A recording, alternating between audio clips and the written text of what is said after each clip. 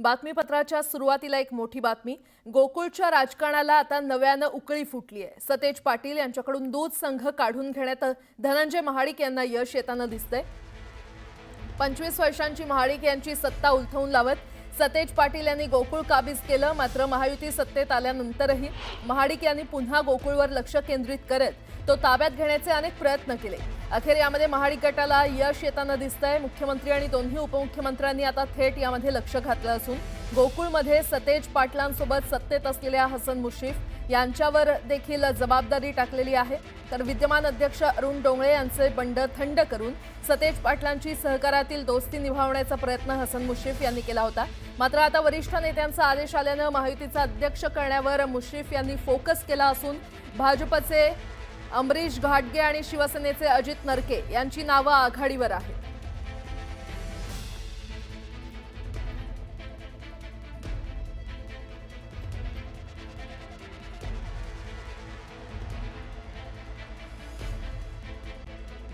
बीड जिल्ह्यामध्ये पावसाचं धुमाकूळ पाहायला मिळाला। पावसामुळे वडवणी तालुक्यातील सुरडी थोट इथे नदीला पूर आल्यानं 15 गावांचा संपर्क तुटला। अमरावतीच्या तिवसा शहरात जोरदार पावसानं हजेरी लावली। वेळेआधी महाराष्ट्रात मान्सून दाखल झाला, मात्र आता त्याचा वेग मंदावलाय आणि त्यामुळे विदर्भात मान्सून लांबण्याची शक्यता वर्तवण्यात आली आहे। जालना जिल्ह्याच्या अंबड तालुक्यामध्ये मुसळधार पाऊस झाला। वादळी वाऱ्यामुळे मोसंबी बागांचं मोठं नुकसान झालंय। तर भोकरदन तालुक्यातील सोयगाव देवी कुंभारी बरंजळा या परिसरातील झालेल्या पावसामुळे सोयगाव देवी गावाजवळ वाहणाऱ्या नाल्याला पुन्हा पूर आलाय। धाराशिव जिल्ह्याला मुसळधार पावसानं झोडपलं। भूम, वाशी आणि तुळजापूर तालुक्यात जोरदार पाऊस झाला। अवघ्या अर्ध्या तासाच्या पावसानं रस्ते पाण्याखाली गेले। नांदेड जिल्ह्यामध्ये मुसळधार पावसानं जोरदार हजेरी लावली आणि यामुळे ऐन मे महिन्यात सहस्त्रकुंड धबधबा कोसळायला सुरुवात झाली आहे।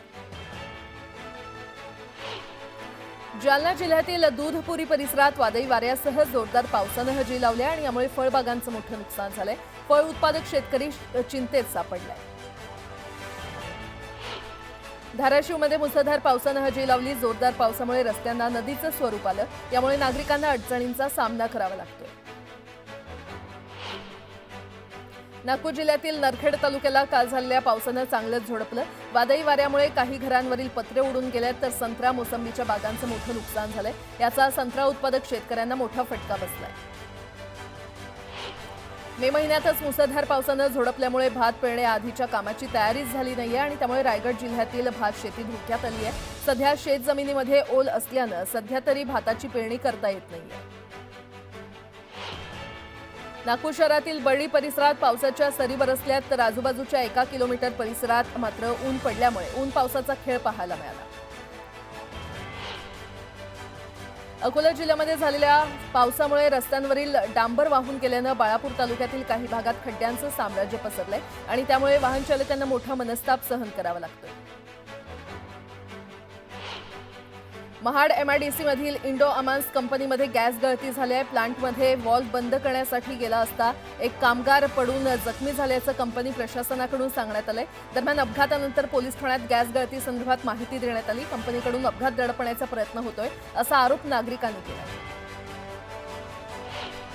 बीडच्या आष्टी तालुक्यातील टाकळी अमिया येथील वस्तीवर रस्ता नसल्यानं गर्भवती महिलेला बाजेवरून नेण्याची वेळ आली। ससाने वस्तीवर जाण्यासाठी रस्ताच नाही आणि त्यामुळे गर्भवती महिलेला बाजेवरून उचलून नेण्याची वेळ ग्रामस्थांवर आली। दरम्यान प्रशासनानं पक्का रस्ता करून द्यावा अशी मागणी केली जाते। सातारा जिल्ह्यामध्ये दरवर्षी जानेवारी ते जून महिन्यादरम्यान पाणी टंचाईचा सामना करावा लागतो आणि त्यामुळे नागरिकांना आणि जनावरांना देखील टँकरनं पाणी पुरवठा करावा लागतो। मात्र यंदा मे महिन्यातच धुवाधार पाऊस पडल्यानं टँकर बंद झालेत, तर 80 गावांसह 450 वाड्यांची तहान भागली। राज्यात एकूण 3037 क्विंटल कांदा आवक झाली आहे, ज्यात 26,962 क्विंटल लाल कांद्याचा समावेश होता। या कांद्याला कमीत कमी 1100 रुपयांचा प्रति क्विंटल दर मिळाला। मराठवाड्यातील 8ही जिल्ह्यांमध्ये गेल्या 24 तासात दमदार पाऊस झालाय। छत्रपती संभाजीनगर, जालना आणि नांदेड, लातूरसह हिंगोली या 5 जिल्ह्यातील तब्बल 680 गावांना अतिवृष्टीचा तडाखा बसलाय, तर जालन्यामध्ये सर्वाधिक पावसाची नोंद झाली आहे। सध्या भारतात इलेक्ट्रिक वाहनांचा वापर झपाट्याने वाढतोय. इलेक्ट्रिक वाहनांच्या वापरात उत्तर प्रदेश आघाडीवर आहे, तर महाराष्ट्राचा 3रा क्रमांक लागलाय. मुंबई पोलीस दलात कार्यरत असलेल्या पोलीस अधिकारी कर्मचाऱ्यांना सध्या छापील ओळखपत्र दिलं जातं आणि या ओळखपत्राची नक्कल करून बनावट ओळखपत्र तयार करणं सहज शक्य होतं. त्यामुळे आता पोलिसांना लवकरच डिजिटल ओळखपत्र मिळणार आहे. मुंबई 26 मे रोजी झालेल्या पावसामुळे परळ येथील केईएम रुग्णालय परिसरात मोठ्या प्रमाणात पाणी साचलं. या घटनेची उच्च न्यायालयानं गुरुवारी गंभीर दखल घेतली आहे. पुनरावृत्ती टाळण्यासाठी उपाययोजना करण्याचे आदेश न्यायालयानं सरकारसह महापालिकेला दिले. माझ्याकडे दुर्लक्ष केलेलं बरं. उपमुख्यमंत्री शिंदेंनाही माझ्याकडे दुर्लक्ष करायला सांगा. मला महाराष्ट्रात शो करायचे आहेत, अशी पोस्ट कुणाल कामरानं एक्सवर केली आहे. कामराकडे दुर्लक्ष करण्याच्या सीएम फडणवीसांनी केलेल्या वक्तव्याला कामरानं हे उत्तर दिलं.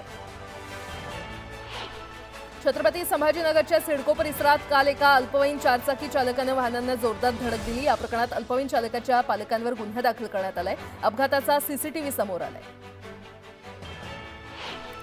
दौंडमध्ये तिहेरी हत्याकांड प्रकरणात पोलीस उपनिरीक्षकाला जन्मठेपेची शिक्षा ठोठावण्यात आली आहे. 2018 मध्ये उसने पैसे घेतल्याच्या वादातून तिघांची गोळ्या झाडून हत्या केली होती. या प्रकरणात बॅलिस्टिक एक्सपर्ट महिलेनं अमेरिकेतून मध्यरात्री 2 वाजता साक्ष नोंदवली. जालन्याच्या पाथरवालामध्ये 10 ते 12 जणांनी एकाला बेदम मारहाण केली. मारहाणीचा व्हिडिओ सोशल मीडियावर व्हायरल झालाय. दरम्यान मारहाणीचं कारण अद्याप अस्पष्ट आहे. अमरावतीमध्ये 6 वर्षीय मुलीवर अत्याचार करणाऱ्या नराधमाला जन्मठेपेची शिक्षा ठोठावण्यात आलेली आहे. जिल्हा सत्र न्यायालयानं हा निकाल दिला. मुंबई महानगरातील विविध रस्त्यांचं सिमेंट काँक्रिटीकरणाचं काम नियोजित कालावधीमध्ये पूर्ण होत आहे. पावसाळ्यापूर्वी खोदकाम केलेल्या एकूण 1385 रस्त्यांचं काँक्रिटीकरण पूर्ण झालंय. लोणावळ्यामध्ये पर्यटकांनी गेल्या 3 दिवसांपासून मोठी गर्दी केली आहे. यामुळे महामार्गावर मोठी वाहतूक कोंडी निर्माण झाली आहे. दरम्यान वाहतूक कोंडीचा मंत्री शंभूराज देसाई यांना देखील फटका बसला. नवी मुंबई सायबर सेलनं डिजिटल अरेस्ट झालेल्या महिलेची सुटका केली आहे. सायबर गुन्हेगारांनी आंतरराष्ट्रीय कॉल सेंटरच्या माध्यमातून महिलेवर दबाव टाकत तब्बल 1,81,72,667 रुपये उकळले होते. उल्हासनगरमध्ये रस्ता अर्धवट असताना ठेकेदाराला बिल देण्यात आलंय आणि त्यामुळे सार्वजनिक बांधकाम अधिकाऱ्यावर निलंबनाची कारवाई करण्यात आली आहे. दुबईमध्ये फ्रेंड्स ऑफ इंडिया ग्रुपच्या वतीनं भजनोत्सव 2025चं आयोजन करण्यात आलं होतं. यावेळी मोठ्या उत्साहात रसिकांनी यामध्ये सहभाग नोंदवला. पवईच्या हिरानंदानी परिसरात एका कुत्र्यानं नागरिकांना चावा घेतला. या प्रकरणात मनसेचे विभाग अध्यक्ष गणेश चुक्कल यांच्यावर गुन्हा दाखल करण्यात आलाय. दरम्यान सोसायटीमध्ये एकटेच मराठी असल्याचं म्हणत त्रास विनाकारण दिला जात असल्याचा आरोप गणेश चुक्कल यांनी केला.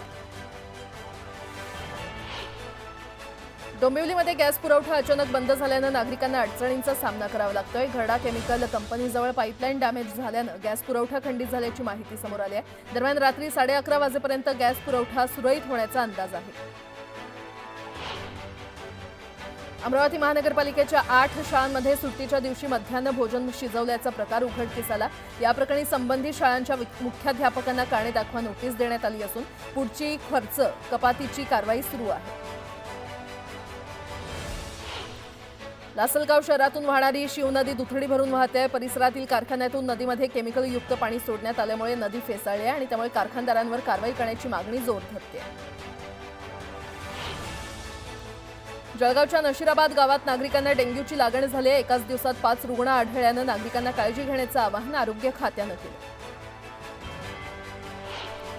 सिंधुदुर्ग जिल्ह्यातील दरड प्रवण क्षेत्राच्या ठिकाणांमध्ये वाढ झाली आहे. दरड प्रवण क्षेत्राची संख्या 20 वरून 63 वर पोहोचली आहे. यामुळे नागरिकांना काळजी घेण्याचं आवाहन करण्यात आलं. चांदवडमध्ये पुण्यश्लोक अहिल्यादेवी होळकर जयंतीनिमित्त युद्ध सामुग्रीचं प्रदर्शन भरवण्यात आलं होतं. या प्रदर्शनाची पाहणी करत असताना चित्रा वाघ यांनी हातात तलवार घेऊन याची गरज आहे असं मंत्री गिरीश महाजनांना सांगत होते. आषाढी वारीमध्ये सहभागी होणाऱ्या वाहनांना टोलमाफी दिली जाणार आहे. तसंच वारकऱ्यांना संरक्षण देण्यासाठी त्यांचा समूह विमा काढण्यात येईल आणि त्यांना दरवर्षीप्रमाणे वैद्यकीय सेवा पुरवण्यात येतील असं एकनाथ शिंदे यांनी सांगितलं. पावसाळापूर्व कामकाजाच्या अनुषंगानं महानगरपालिकेच्या घनकचरा व्यवस्थापन विभागानं मुंबई शहर आणि उपनगरात 29 मे ते 15 जून दरम्यान टाकाऊ साहित्य संकलनासाठी विशेष स्वच्छता मोहीम हाती घेतली आहे। मोहिमेच्या पहिल्याच दिवशी गुरुवारी 51.5 टन राडारोडा तर 28.1 टन कचरा आणि 41.6 टन टाकाऊ वस्तूंचं संकलन करण्यात आलं। गेल्या वर्षीप्रमाणे आगामी वर्षात देखील मालमत्ता कराचं उद्दिष्ट गाठण्याची प्रशासनानं तयारी केली आहे। मुंबईकरांना सुधारित मालमत्ता देयकं पाठवण्यात आली आहेत। मालमत्ता करामध्ये सरासरी 15.89% वाढ करण्यात आली आहे, तर रेडी रेकनरच्या दरात झालेल्या बदलामुळे करवाढ करण्यात आली असली तरीही मुंबईकर आणि विरोधकांकडून या करवाढीला प्रचंड विरोध होऊ लागला। मुंबईतील रस्त्यांचं खोदकाम केलेल्या 1385 रस्त्यांचं कॉन्क्रिटीकरण पूर्ण झालेलं आहे। कॉन्क्रीट क्युरिंगची कामं 2 जूनपर्यंत पूर्ण होणार असून रस्ते बांधणीतील अखेरची कामं 5 जूनपर्यंत पूर्ण करण्याचं नियोजन पालिकेनं केलेलं आहे।